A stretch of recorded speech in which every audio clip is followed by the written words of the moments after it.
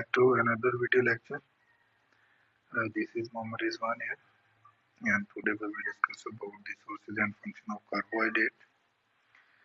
Uh, you know that there are three main classes of carbohydrate: monosaccharide, disaccharide, and polysaccharide. So, in this lecture, we will discuss about the sources of all of these classes. First of all, monosaccharides. You know that monosaccharides are the simple sugars, and glucose, fructose, and lactose are the examples of monosaccharides. And these monosaccharides, mean glucose, fructose, and lactose, are found in fruits, vegetables, honey, and cereals. Next, second class is disaccharide, and you know that disaccharides are made up of combination of monosaccharides.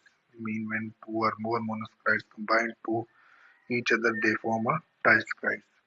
So, sucrose is the best example of disaccharide, and it is found in sugar beets, sugar cane, and other fruits.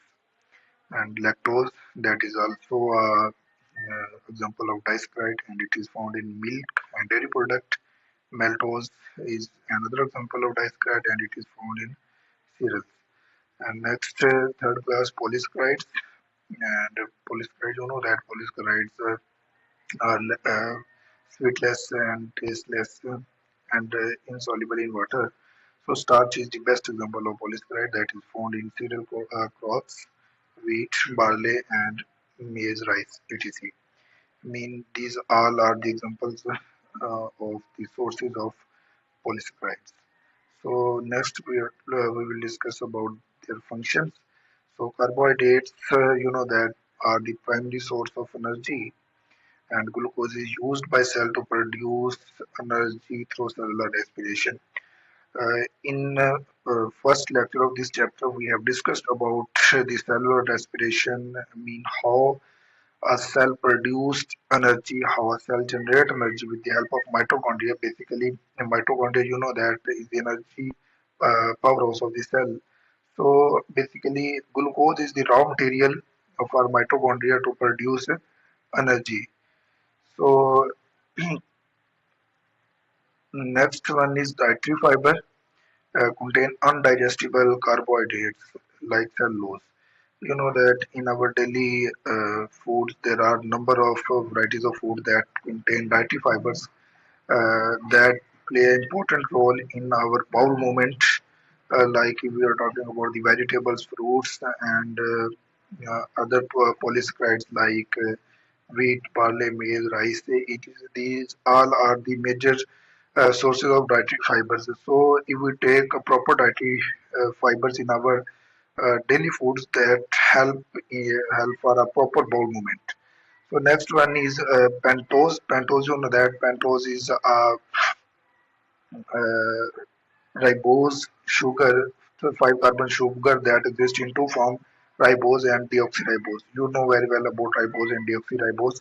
That are very essential part of nucleic acid, mean RNA and DNA. RNA and DNA, you know that these are the nucleic acids, and they play an important role in our body for the transmission of characteristics from one generation to another generation. And these DNA and RNA are made up of pentose sugar, and pentose sugar are basically carbohydrates.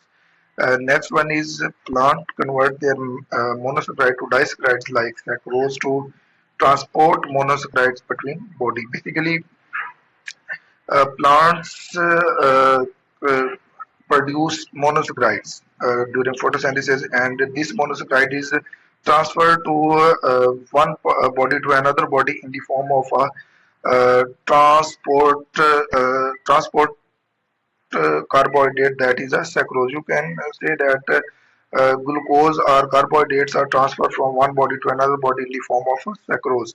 And next one is cellulose. Cellulose is most abundant carbohydrate that is present in the cell wall of plants. So it provides very important role for plant body, like it provides supports and that helps to maintain the body of a plant.